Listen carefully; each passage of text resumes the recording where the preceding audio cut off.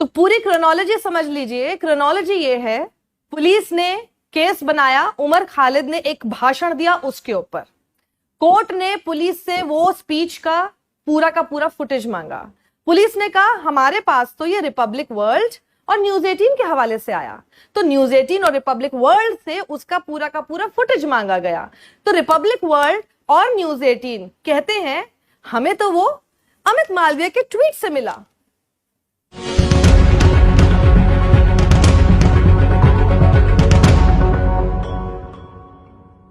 उमर खालिद के वकील ने कोर्ट में जज को बताया है, वो एकदम चौंकाने वाला है, हैरान करने वाला है। खैर, पिछले जितने समय से मैं गोदी मीडिया को देख रही हूं और उनकी जर्नलिज्म को देख रही हूं, उससे मुझे हैरानी कम होती है।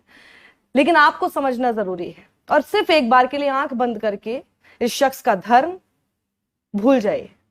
क्या उसकी सजा सिर्फ ये है कि उमर खालिद होने की सजा वो भुगत रहा है? क्योंकि अगर वो उदय कपूर होता, उदय कुमार होता, शायद आपके मन में उसके लिए सहानुभूति होती, लेकिन क्योंकि उसका नाम उमर खालिद है तो आपको लगता है जो भी कुछ उसके खिलाफ बताया जा रहा है, चाहे वो मीडिया में हो, चाहे वो पुलिस हो, तो सब कुछ सही है। लेकिन भूलिएगा नहीं, रिया चक्रवर्ती, दिशा रवि जैसे भी बहुत एग्जाम्पल्स हैं। आपको लगता है कि सिर्फ उमर खालिद के साथ ऐसा होगा? आपने न्यू नॉर्मल बना दिया है, अब किसी के भी साथ हो सकता है। और उमर खालिद के वकील ने क्या कहा वो जरा गौर से सुनिएगा, और सुनने के बाद, समझने के बाद अगर मन ही मन कम से कम माफी मांग लीजिए तो शायद कुछ हद तक पाप धुल जाए। क्योंकि उमर खालिद की जो बेल प्ली है दिल्ली राइट्स के कनेक्शन में, दिल्ली राइट्स कॉन्स्पिरेसी केस में, उसको यूएपीए के अंडर लगाया गया था। अब यूएपीए उसमें कब लगाया गया? जो उनके वकील हैं त्रिदीप पायस, वो खास तौर पर ये बताते हैं कि 6 मार्च की जो एफआईआर थी उसको लेकर अरेस्ट कब हुआ? 13 सितंबर को। ये जो फर्स्ट अरेस्ट था उमर खालिद का दिल्ली राइट केस में, ये 13 सितंबर को हुआ है। अब इसके आगे की पूरी क्रोनोलॉजी समझ लीजिएगा, किस तरह से गोदी मीडिया ने, गोदी चैनलों ने, और खास तौर पर मैं नाम बता रही हूं वो गोदी चैनल कौन से हैं, न्यूज 18, रिपब्लिक, कोई शक नहीं और कोई हैरानी भी नहीं होगी इनका नाम सुन के, लेकिन इन्होंने कैसे जर्नलिज्म की धज्जियां उड़ाई है। और कोर्ट में इस शब्द को बोला गया कि डेथ ऑफ जर्नलिज्म हुआ है, वो आगे आप समझिएगा, गौर से सुनिएगा, एक सेकंड भी इधर उधर मत होइए, क्योंकि इस पूरे केस को समझने के लिए ये पूरी क्रोनोलॉजी आपको कहीं किसी अखबार में, किसी चैनल में देखने को नहीं मिलेगी। ऑब्वियसली बात है, अपने खिलाफ कैसे दिखा देंगे वो आपको? और ये सिर्फ उमर खालिद के साथ नहीं, ये अमूमन आजकल हर किसी के साथ हो रहा है। एकदम आपके सामने उसको दोषी की तरह प्रोजेक्ट कर दिया जाता है, बिना किसी एविडेंस के, बिना किसी साक्ष्यों के, और आपके मन में ऐसा हो जाता है क्योंकि उसका नाम उमर खालिद है तो आपको लगने लगता है बिल्कुल सही किया होगा, है ना? तो अब जरा समझ लीजिए, उमर खालिद के वकील कहते हैं कि किसी भी एफआईआर में, सिंगल एफआईआर तक में उनका नाम नहीं था, लेकिन जिस पर उनको अरेस्ट किया गया उस पर वो पहले से ही बेल में है, उनको पहले ही बेल मिल चुकी है, और जिस पर उन्हें बेल मिल चुकी है उसी के लिए वो इस वक्त जेल में है। I know, mockery of justice, right? और उन्होंने खास तौर पर यह आरोप लगाया है कि ये सिलेक्टिवली उन लोगों को टारगेट करा गया है इस एफआईआर 59 के जरिए जो भी लोग सीए के विरोध में थे। 6 मार्च को जितने केसेस फाइल किए गए थे दिल्ली राइट से जुड़े हुए वो थे 750। वो 750 एफआईआर इसलिए फाइल की गई थी क्योंकि उस वक्त क्राइम हुए थे, जायज भी है, लेकिन उमर खालिद का नाम उसमें नहीं था। उमर खालिद का आरोप है, उनके वकील ने यह बात कही कोर्ट में, कि जानबूझकर एक ऐसी एफआईआर बाद में फ्रेम की गई जो बहुत ही ब्रॉड थी और जिसके लिए स्टेटमेंट्स बाद में लिए गए ताकि लोगों को फ्रेम किया जा सके, यानी लोगों के खिलाफ षड्यंत्र रचा जा सके, उन्हें बुक किया जा सके। तो पूरी कहानी ऐसे चलती है और इसमें आगे आप देखिएगा कि 2 तरह के स्टेटमेंट हैं, 161 और 164 वाले, दोनों में बहुत अंतर है। ये आपको किसी गोदी चैनल ने नहीं बताया, उन्हें सिर्फ आपको बताया होगा कि उमर खालिद देशद्रोही है, उमर खालिद इस तरह के भाषण दे रहे थे, लेकिन उन चैनलों को वो फुटेज कहां से मिली उसका भी सच जरा समझ लीजिएगा। और अगर और अगर थोड़ी सी भी आपके अंदर इस बात को लेकर सहानुभूति हो कि एक किसी शख्स के साथ गलत हो गया है, तो इन चैनलों को लानत जरूर भेजिएगा। उमर खालिद के वकील कहते हैं, जिस दिन आपने केस को रजिस्टर किया उस दिन आपने कहा कि भाषणबाजी हुई। बाद में कहा गया कि आपके पास एक सीक्रेट इन्फॉर्मर था जिसने आपको बताया, और आपके पास ना ही कोई भाषण है और ना ही आपके पास कोई सीक्रेट इन्फॉर्मर है। सच्चाई ये है, लेकिन आपको सिर्फ ये बताया गया जो मैंने शुरुआत में बोला। असलियत क्या थी? ना ही इनके पास भाषण था, ना ही इनके पास कोई सीक्रेट इन्फॉर्मर था। अब आगे सुनिए, और ये सब कुछ कोर्ट में कहा गया है, गलत नहीं हो सकता है। पायस ने पूरा ट्रांसक्रिप्शन उस लेटर का पढ़ा है, यानी वो लेटर जिसका सब हेडिंग था transcription of speech of Umar Khalid shown on YouTube, यानी उमर खालिद ने जो भाषण दिया उसके पूरे शब्दावली, शब्द वर्बैटम, उसके शब्द क्या थे वो उन्होंने बताया है, और उसको यूट्यूब पर डाला गया है रिपब्लिक वर्ल्ड द्वारा। अमरावती महाराष्ट्र का ये वीडियो बताया गया, लेकिन जो रिपब्लिक वर्ल्ड ने डीवीडी दी है उसका जिक्र तो चार्जशीट में कहीं है ही नहीं। बाद में उनको नोटिस दिया गया, यानी रिपब्लिक वर्ल्ड को नोटिस दिया गया 23 जून को, और यह बोला गया कि इसकी रॉ फुटेज दीजिए। यानी आपने जो इसमें काटा छाटी की है ना, एडिट वेडिट मारा है, कहीं से कुछ निकाल दिया, वो नहीं चाहिए हमको रॉ फुटेज चाहिए, चाहे वो कितनी भी लंबी हो, कितने भी घंटों की हो, वो आप हमें प्रोवाइड कराइए, क्योंकि आप तो वहां पर रहे होंगे ना, तो आपके पास पूरी रॉ फुटेज होगी। अब देखिएगा यहां पर सबसे बड़ा झोल, जिसको मैं कहती हूं गोदी मीडिया का सबसे बड़ा डेथ ऑफ जर्नलिज्म, जो कोर्ट में कहा गया है, शर्मनाक है, शर्मनाक है ये। तो अब ये देखिएगा, वकील ने ये कोर्ट में बताया, हैरान करने वाला, कि ये वो जर्नलिस्ट हैं जो कभी भी ग्राउंड पर तो जाते नहीं है देखने के लिए कि वहां पर हुआ क्या, स्पीच में क्या बोला गया, स्पीच हुई भी या नहीं हुई, लेकिन बहुत खुशी खुशी उसको दिखा देते हैं।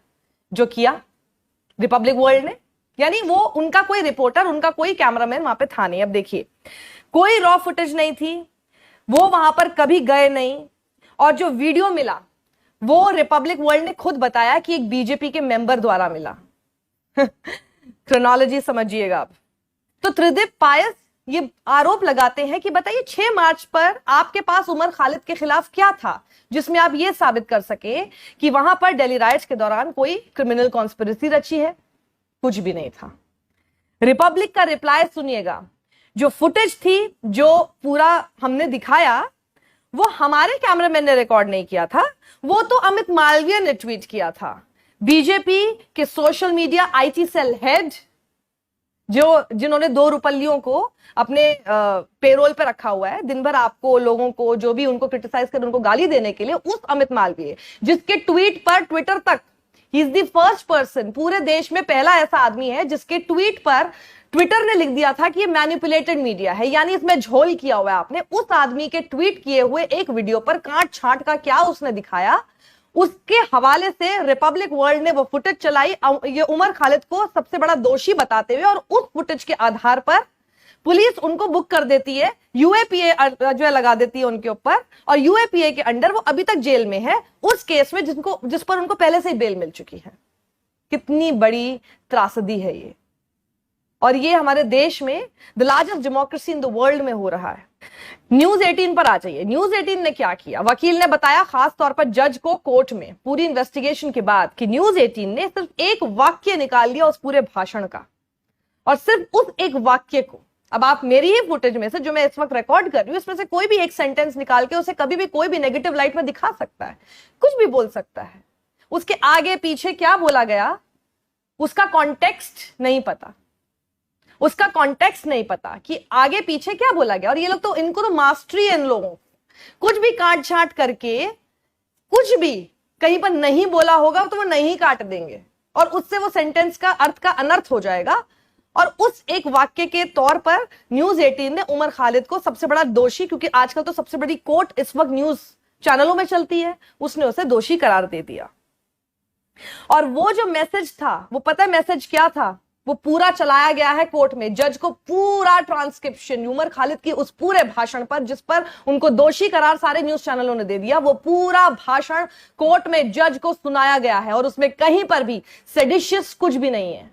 ये उनके वकील का कहना है कि उसमें कुछ भी सेडिशियस नहीं है। वो फुटेज तो बाद में एक ऑफिसर को अमरावती भेजकर मंगाई गई, जिसके बाद पता चला कि उमर खालिद ने आखिर उसमें बोला क्या था। अब देखिए दूसरा सबसे बड़ा झोल जो कि उमर खालिद के साथ किया गया है। उमर खालिद के वकील बताते हैं कि जिस गवाह को पेश किया गया उसने कहा 8 जनवरी को एक मीटिंग हुई रायट्स की तैयारी करने के लिए, दंगों की तैयारी करने के लिए, लेकिन 21 मई को जब वही गवाह अपना बयान देता है उसमें किसी मीटिंग का कोई जिक्र नहीं था। तो त्रिदीप पायस जो कि उमर खालिद के वकील है वो कहते हैं यानी कि 21 मई को प्लानिंग और मीटिंग की कोई थ्योरी इनके पास नहीं थी। अब उसके लिए कोई तो स्टेटमेंट चाहिए था। अब कोई स्टेटमेंट चाहिए था, स्टेटमेंट होगा तभी तो चार्जशीट हो पाएगी उमर खालिद के खिलाफ। यानी ये सब कुछ आफ्टर थॉट में हुआ है, क्योंकि उमर खालिद को फंसाना था इसलिए आफ्टर थॉट में हुआ है कि उनको किसी तरह से दिल्ली दंगों की साजिश करते हुए आरोपी बता दिया जाए। और उसके लिए स्टेटमेंट चाहिए था, तो एक सप्लीमेंट्री चार्जशीट बनाई गई और वो सप्लीमेंट्री चार्जशीट जो थी 27 सितंबर को वही गवाह जिसने 21 मई को किसी मीटिंग का जिक्र नहीं किया था, वो 27 सितंबर को जिक्र करता है एक मीटिंग का जो कि दंगों की कॉन्स्पिरेसी के लिए की गई। उसने कहा, गवाह ने कहा कि वो अंदर नहीं गया था और उसको यह नहीं पता कि अंदर क्या हुआ। उसने ये भी नहीं कहा कि वो कोई पीएफआई जिसको पॉपुलर फ्रंट ऑफ इंडिया कहते हैं उसका कोई दफ्तर था।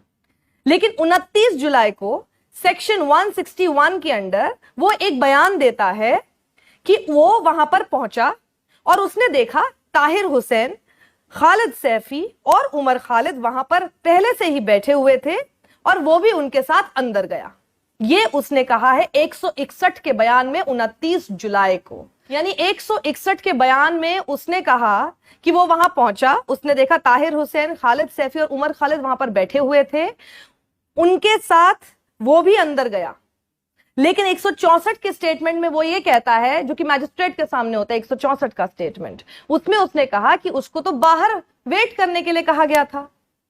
यानी वो अपने ओरिजिनल स्टेटमेंट पे चला जाता है कि वो अंदर नहीं गया था। ये बीच में अचानक से ये स्टेटमेंट डाला गया जिसमें कि उसने कहा कि वो अंदर गया था।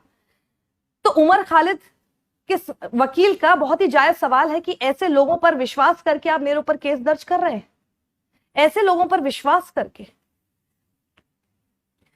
उमर खालिद का कहना है कि वो कभी भी सीन ऑफ क्राइम में नहीं थे, कभी भी उनकी फोन की लोकेशन तक वो सीन ऑफ क्राइम के आसपास नहीं दिखाती है, कोई भी एविडेंस नहीं है जो कि ये बताती हो वो किसी भी तरह से जुड़े हुए हैं उस जगह से जहां पर क्राइम हुआ। ये सब कुछ आफ्टर थॉट की तरह बनाया गया, जिसमें रिपब्लिक और न्यूज 18 जैसे चैनलों ने किसके इशारे पर काम किया? बीजेपी कि Amit Malviya social media head के एक ट्वीट को विश्वास करते हुए ये चैनल जर्नलिज्म करते, जबकि इनका अपना जर्नलिस्ट वहां पर मौके पर भी मौजूद नहीं होता है। ये स्टूडियो में बैठकर बस इनको फुटेज दे दी जाती है, जिस तरह से उसी तरह से आपके सामने परोसते हैं और आपको विलन बना देते हैं।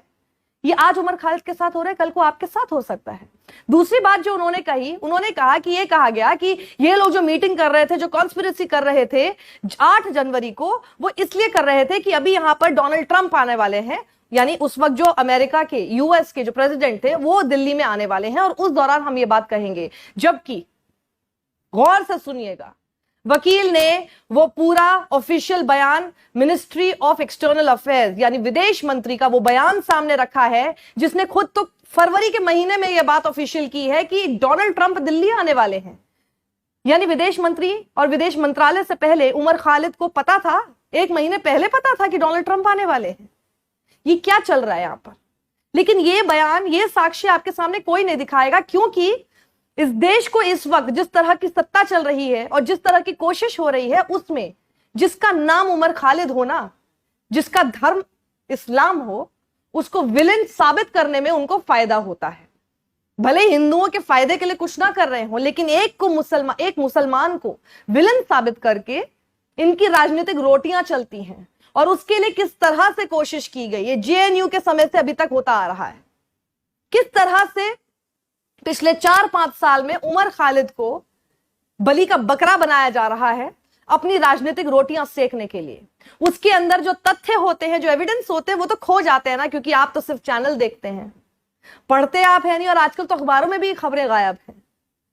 कोर्ट में क्या हुआ, मैं आपको बिल्कुल सजेस्ट करूंगी कि अगर आपको कोर्ट की वर्ड बाय वर्ड क्या हुआ और सच क्या है, जैसे दिशा रफी के भी केस में हुआ था, कुछ सामने नहीं आया था ना, लेकिन चैनलों ने उनको क्या साबित कर दिया था, देशद्रोही। रिया चक्रवर्ती के केस में भी यही था, कुछ नहीं था, लेकिन चैनलों ने उसको साबित कर दिया मर्डरर।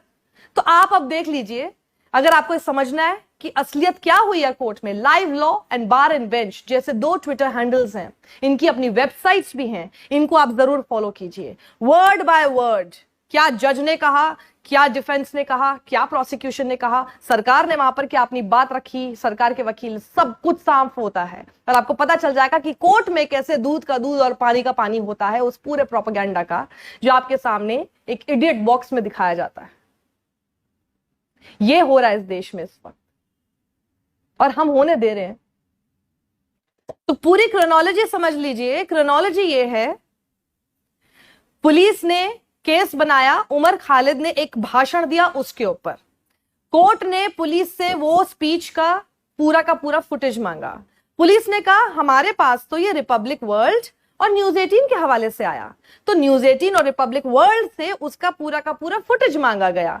तो रिपब्लिक वर्ल्ड और न्यूज 18 कहते हैं हमें तो वो अमित मालवीय के ट्वीट से मिला, मैनिपुलेटेड अमित मालवीय के ट्वीट से मिला। The joke of democracy.